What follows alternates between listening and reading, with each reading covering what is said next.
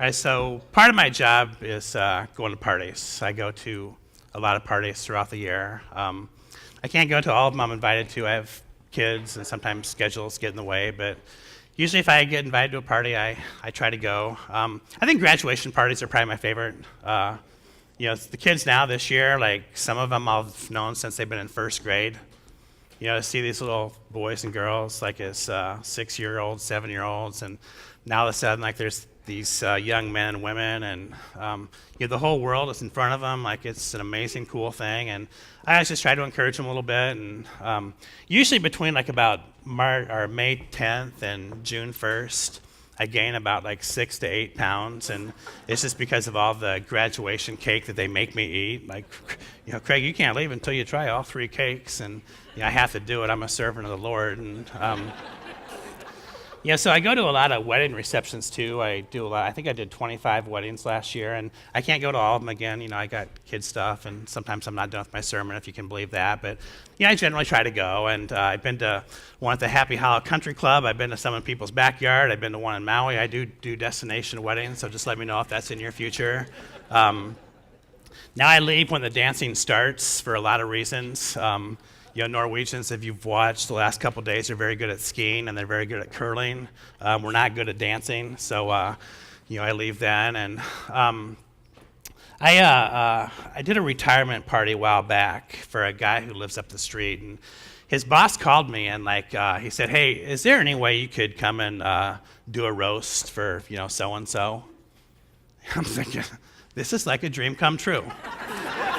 I have waited for this moment for the last 47 years. As a pastor, I have to be nice to people, and here's 10 minutes where it's socially acceptable for a pastor to be mean. And so I put on my suit and I fastened up my bow tie, and I went to the Hilton downtown, and I honored a guy that's just a great man, and he had been with this company for 45 years. And parties, they're just so cool. Now, Jesus went to a lot of parties. He did. We're going to talk about some of these parties over the next few weeks. And Jesus also, he talked about parties as a reference. Like sometimes when he would tell parables, he would talk about parties. So Jesus knew that parties are thrown for some of life's most important occasions, for those transitions, for those celebrations. And today here at the Water's Edge, we're starting a new series, and the series is called Sometimes It Takes a Party. Now, sometimes it takes a party to teach us some of these most important lessons in life. Now, we're going to look at one a little bit. Now, next week, the Bible doesn't give us a lot of detail about the party. It only tells us that the party was thrown. But if you've ever felt like not good enough to be in church, if you've ever felt unworthy of God's love, next week I'm going to tell you about a party that was specifically thrown for somebody like you. It's a beautiful story. It's one of the most famous stories in all the scriptures, and it is for a good reason. We're going to do a few more sermons here at Millard West, and the last sermon of this series is Sometimes It Takes a Party, of the series Sometimes It Takes a Party is Welcome to the Party. And that will be our first sermon at our new building. And we're going to welcome all the people out here in West Omaha and Gretna and Elkhorn to the party that God is throwing. And we're going to look at probably my favorite party in all the Bible. It's one of my favorite scriptures. It's about this king, and his son was getting married. And he threw this great big reception. He said, go out and invite this guy and that guy. And one guy was too busy, and one guy was just married, and he was distracted. They didn't come. So the king, what he did is, he said, what I want you to do is I want you to go to the country lanes, and I want you to look behind the hedges, and I want you to go to the alleys, and I want you to invite every last one of these people.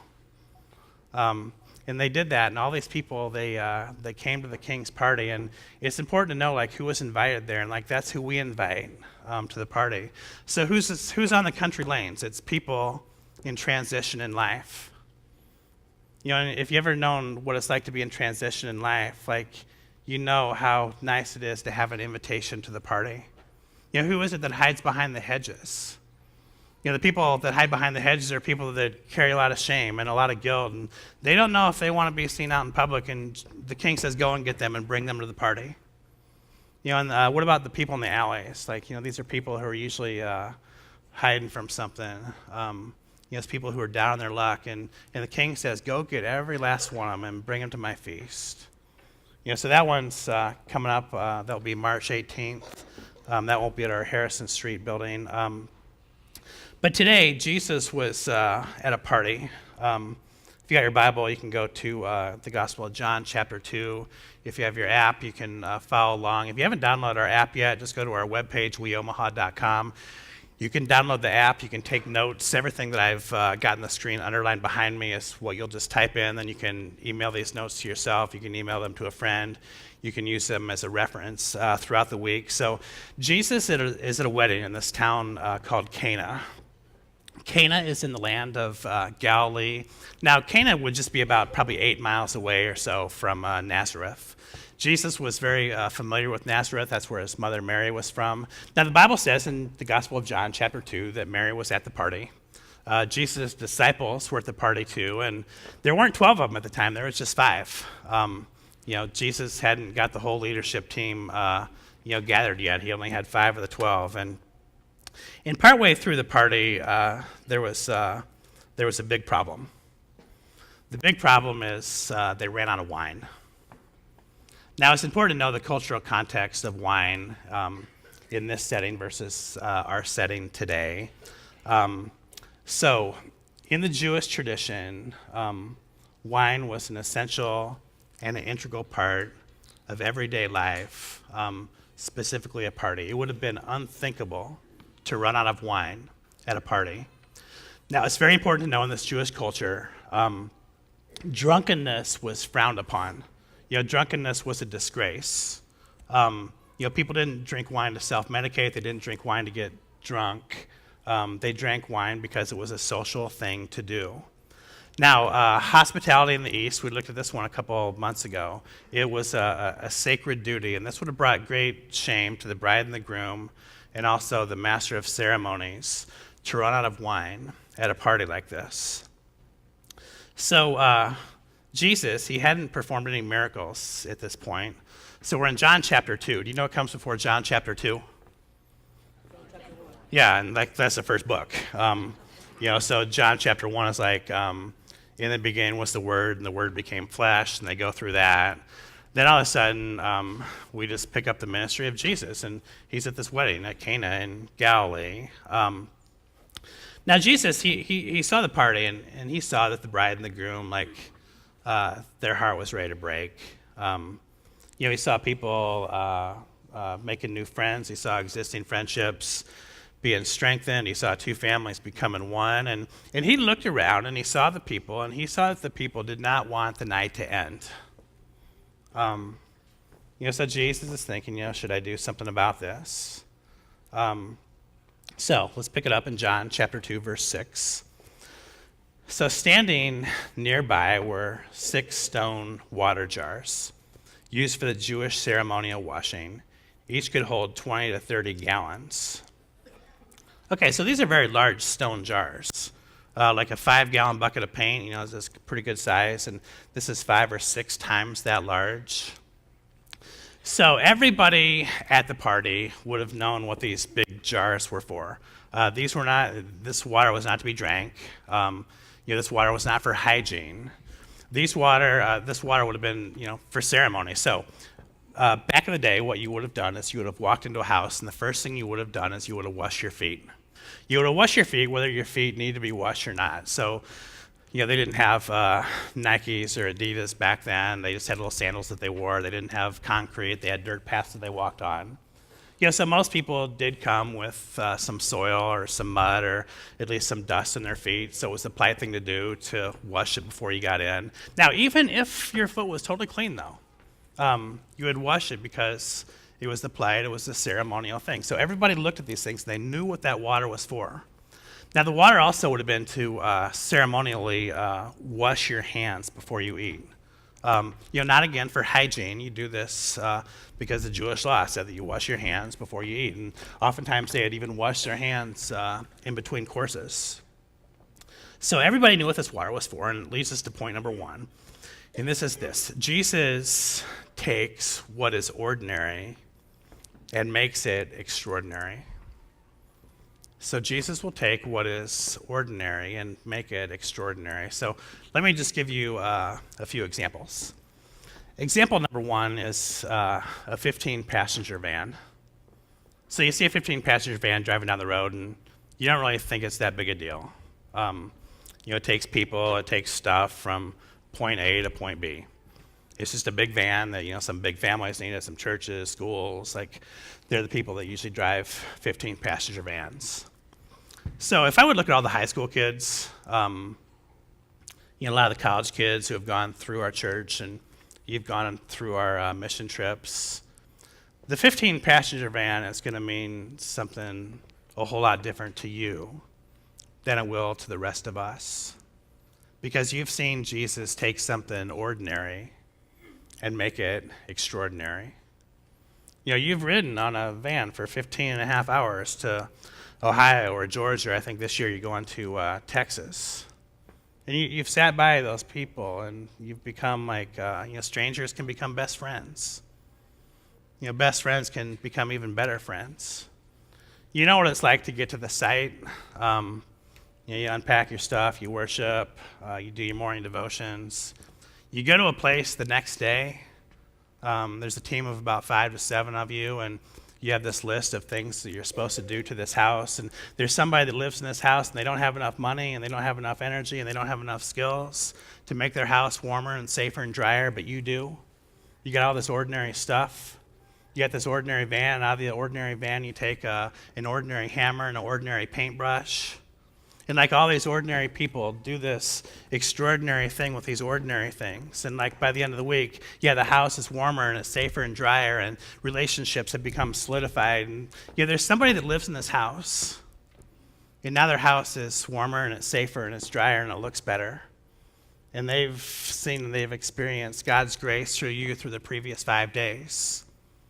So Jesus, he took water and he made it into wine, but he can also use a 15-passenger van to do amazing things. Now, we only have, best that I can tell, 4 worship experiences left in this cafeteria. Now, I come to this cafeteria once in a while to see the principal or to do whatever, and it's really cool to walk in here during the week. There's kids that are eating, there's kids who are studying, there's kids who are hanging out as what you would expect from a high school cafeteria. Is an ordinary thing. There's high school cafeterias all over the city. But for many of you, this is going to be an extraordinary place. When we leave here for the last time on March 11th, some of you are going to have a little bit of I really like this place. This is an ordinary place where my 2 kids were baptized. This is an ordinary place where my marriage was healed and it became strong again. This is an ordinary place where I heard about and accepted God's forgiveness. This is an ordinary place where I became part of a church community, and not just part of a church community, but an important part of the church community. This is a place where I came as alone and I was accepted. So Jesus, he turned water into wine, but he can also turn a high school cafeteria into a sanctuary, because that's what Jesus does. So Jesus, in verse 7 and 8, told the servants, fill the jars with water. Now, he did this because, no one would have known for sure what was in those, stone things. Maybe there's some kind of do you ever watch the Carbonaro Effect? That magician on TV that's just this amazing genius, and he's tricking people all the time. Maybe they would have thought he was Michael Carbonaro just 2,000 years ago. And he says, no, fill these things up. You dump the water in there. I want you to see that this is water. So they fill the jars with water. When the water had been filled, he said, now dip some out and take it to the master of ceremonies. So the servants followed his instructions. So I'm not sure if the real miracle here is that Jesus turned water into wine, or that people actually listened to Jesus and did what he told them to do. And I love that last line. So the servants followed his instructions. So here's another principle. Amazing things happen. Amazing things happen when we follow Jesus' instructions. So here's my experience and observation with life. When people follow the instructions of Jesus, amazing things happen. When we think that our way is better, when we think that Jesus is just a little bit too old school and old fashioned and not up with the times, things are going to get messy. You follow Jesus, amazing. You try to do your own thing, not so much. So let me just give you a few examples. Jesus, he says, don't bear false witness against others. This is, the Ten Commandments would tell us a similar thing. This was long before Jesus, but it said, don't gossip. So this is just an example I'm going to use. So Jesus says, don't do this, because Jesus knows the potential devastation that gossip can cause and create. It's devastating for the person who's gossiped about. It can be a very negative experience. For those who speak the gossip and those who are gossiped to.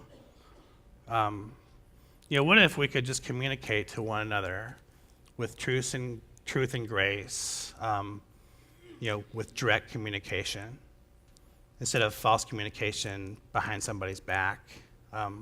Amazing things would happen. They really would. So let's look at sharing our faith. Jesus says, go and make disciples. Go and tell the whole world about who I am. Now, here, as I look around, many of you are here because you've been invited. Somebody told you about the water's edge. We have dozens, if not hundreds, of stories of people who have been invited by somebody. They've come and they've experienced God's grace at the water's edge. Jesus says to do this. Amazing things happen when we follow the teachings of Jesus. There are so many people here who are part of somebody's testimony. They can say, I started going to this church and I joined this small group and I've got these really cool, amazing friends, and all of a sudden I'm experiencing forgiveness, and all of a sudden I know that when I die I'm going to go to heaven, and all of a sudden I know that I don't have to do life alone. Amazing things happen when you got this little postcard, just give it to somebody. They can come here for the next few weeks. They can go to 196 in Harrison, but just it's in your bulletin. Take it, give it to somebody. Jesus says, go and make disciples. We're making it easy for you. Jesus says, I want you to pray for those people who have hurt you and forgive your enemies. So amazing things happen when you follow the teachings of Jesus. If you're able to pull this off, this hurt, this brokenness, this resentment, it's no longer going to have a stranglehold on your life. But with forgiveness, you're going to set the prisoner free, and the prisoner is you. So you get to move forward with peace and grace, define your life and not anger and resentment. Amazing things happen when we follow the teachings of Jesus. So we're going to continue, verse 9. When the master of ceremonies tasted the water that was now wine, not knowing where it had come from, though of course the servants knew, he called the bridegroom over. Wouldn't it have been really cool to be part of this conversation? I would have loved to have been there for that one. So the bridegroom, or the groom in this case, he's just totally discouraged. We're out of wine. My wife's already mad at me because I didn't order enough wine. And the master of ceremonies, he's not going to get another job because he ran out of wine. That's a total disgrace. So the groom goes up to the MC, and the MC says, I don't know what happened. People, all that Trader Joe's wine you brought me, the people just inhaled that there was no tomorrow, and everyone was going to leave, and then all of a sudden that canister over there, we tapped it out, and this wine, and it's good wine, it's the best wine. It's it's from Napa Valley. It's not from Trader Joe's. They actually put some thought into creating this wine. This is good stuff. So they both scratch their head, and it leads us to the third principle. And you gotta know that Jesus did not turn water into wine so that people could drink more. That's not why he did it. Jesus turned water into wine so that people would know his power. So, the servants, they saw it. They dumped all the water in there and they dipped it back out, and the water turned into wine. They saw the disciples saw it. This was the first of many miracles that they would see. Now, here's the deal. You have seen this as well. You've actually seen Jesus turn water into wine. So I was thinking in my office, I think I've been there for 5 years now. In that 5 years, I would have seen like hundreds of people that have come in as, by themselves, with somebody else, with a few other people. And a lot of times, like, there's just a lot of hurt. There's a lot of brokenness, just a lot of uncertainty. And, some of you have actually heard me use this example if you've sat in one of those chairs. And I'll say something like, your life right now, it's kind of like being in a hurricane. You look up and all you can do is just see the black sky. Your face and your hands, all they can do is they can feel the 100-mile-an-hour wind and the heavy rain. But you want to know something about hurricanes? They don't last forever. There's going to be a day when the clouds start to part and you're going to see just this little glimpse of a blue sky. And there's going to be a day when the hurricane has passed and you'll see the sun and the rain and the wind. And there's a mess you still got to pick up. Like, I get that. But the hurricane, it doesn't last. And our problems in life don't last forever. And what I've seen is I've seen tough people make it through tough situations as tougher people. They have emerged as stronger, and they have emerged with a different perspective on life. Now, Jesus, what he'll do, and you've experienced this, like he has calmed the storm in your life. Jesus, he gives second chances. Now, here's how you can, experience Jesus turning water into wine. And many of you're there. Like, you've seen your loneliness be filled with community. Jesus turns water into wine. Many of you, I look out here and you've seen your addiction be replaced by recovery. Water has been turned into wine. You've been defeated and now you're labeled as an overcomer. Water has been turned into wine. You've been selfish and now you're a servant. Water has been turned into wine. You feel that you're not worthy. You feel that you're not good enough. And all of a sudden you realize that you're loved and accepted by the creator of the universe. And Jesus there has turned water into wine. So Jesus turned water into wine. Wonderful, yeah, to be sure. But he does something even more wonderful. He makes saints out of sinners. So here's how it can look in your life. The anger that exists in your life can be turned into patience. That's water into wine. The gluttony can be turned into health. The greed can be turned into generosity. The control issues that you have can be turned into harmony with others. And the busyness that you're experiencing can be turned into balance. Yeah, Jesus, he still turns water into wine every day. So, verse 10. A host, so let me read this one. A host always serves the best wine first, he said. So this is the groom talking to the MC. A host always serves the best wine first, he said. Then everyone who's had a lot to drink, he brings out the less expensive wine. But you keep the best wine until now. So there's some humor in here. It's like we've won.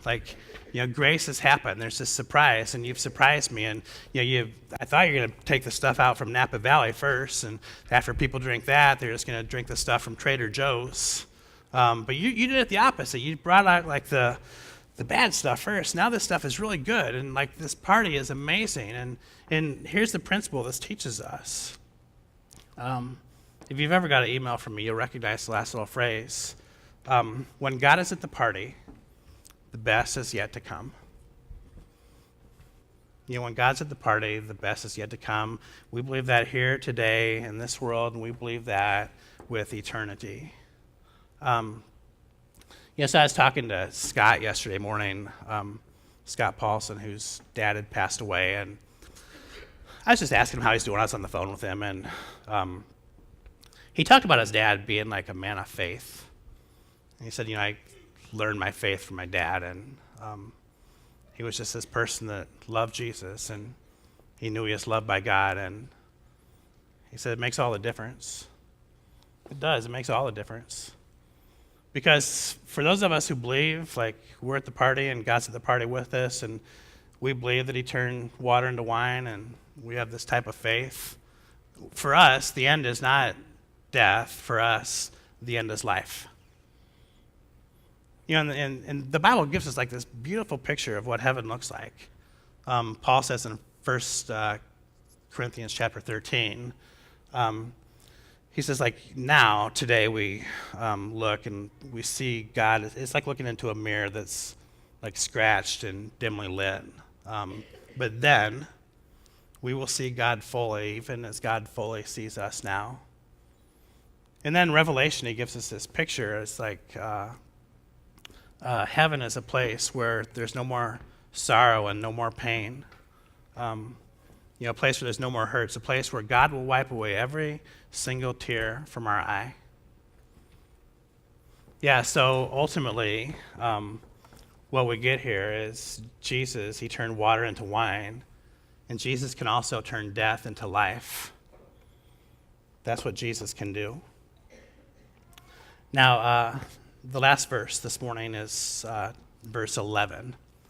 The miraculous sign at Cana, this concludes the story in Galilee, was the first time Jesus revealed his glory, and his disciples believed in him. So this was the first miracle. People that saw it, the 5 disciples and the servants, they're like, okay, this guy, he is who he says he is. We saw the water, we saw the wine, we were there, we get it. So this leads us then to our last principle. Jesus didn't turn water into wine so that people could drink more. Jesus turned water into wine so that people could hang out more. Jesus, he saw the possibilities of this party. He didn't want the party to end. He saw that there was people that still needed to bump into each other and develop a friendship. There was stressed out and worn out people that just need to dance and hang out and have fun. There's still these two parties these two families that need to become one. And Jesus looked around and he says, it's too early. The things, they just haven't happened yet. And spending time together, and I want you to think about this, spending time together in a safe place, in a time that is unrushed, builds healthy relationships. And I want you to look at 2 words on the screen behind me. Word number 1 is safe. And word number 2 is unrushed. Because I would contend, and I think you're going to agree with me, that we live in a world that's not always safe. And we live in a world that's very hectic and rushed. So Jesus is saying, I turned this water into wine so you guys could get to know each other, so you could experience intimacy.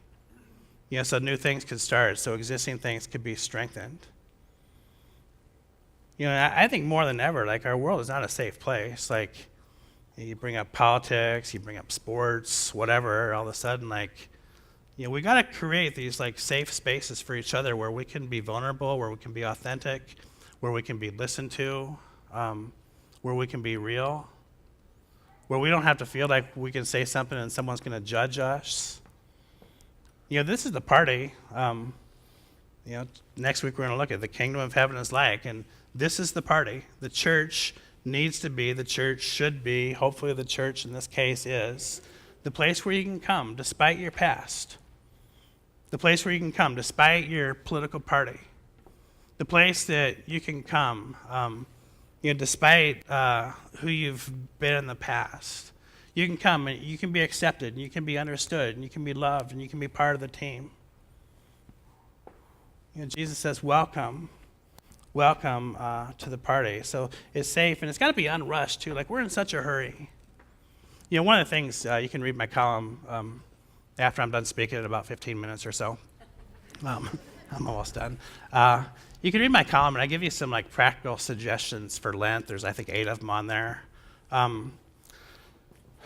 Especially for families, I want you to just do a few of these things. And one of the things I talk about is just being unrushed. Take time to love each other. Take time to listen to each other. Take time to be authentic. Take time just at your party. Your party can be every night at the dinner table. Your party can be before you go to bed. Your party can be at breakfast.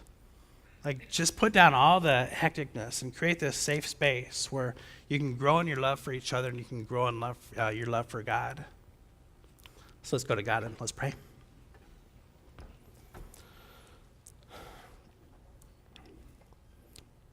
God, I come to you on behalf of all of us, and Lord, thank you for the party. Thank you for creating the party, and God, I just ask that you help us all to continue to find ourselves in safe, unrushed spaces where we can connect to each other and we can connect to you. God, we thank you for these worship experiences. We thank you for our small groups throughout the city where people can gather in safe, unrushed spaces and just be understood and listened to, and they can experience love from each other and grace from you. Lord, I pray that we can just look at those words on the screen and just experience like these safe, unrushed places where we can, experience, just more and more of you. And God, I pray right now for many of us. God, there's some of us who have come this morning and we need water turned into wine. We don't deal with anger very well, and God, just fill us with patience and peace and understanding. And God, there's some of us that we deal with control issues, and we want you to turn water into wine. Lord, help us to be servants. Help us to be listeners. Help us to be flexible. Help us to just roll with the punches that life throws at us. God, I know that there's many that have come here today as just too busy and too hectic and too rushed. And God, I pray for all of us that you'll just help us to turn water into wine. God, give us balance in our life. Help us to focus on the most important things. Give us rest. As tired people, Lord, turn water into wine and give us rest.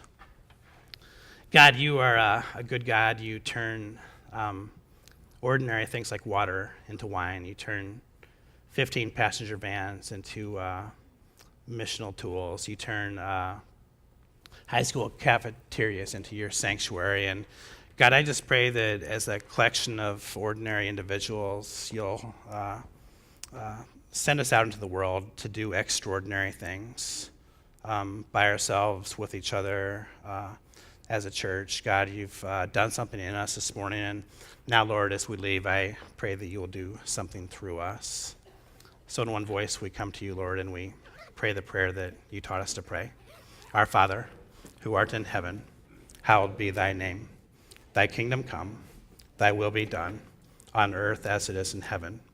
Give us this day our daily bread, and forgive us our trespasses, as we forgive those who trespass against us. And lead us not into temptation, but deliver us from evil. For thine is the kingdom and the glory forever. Amen.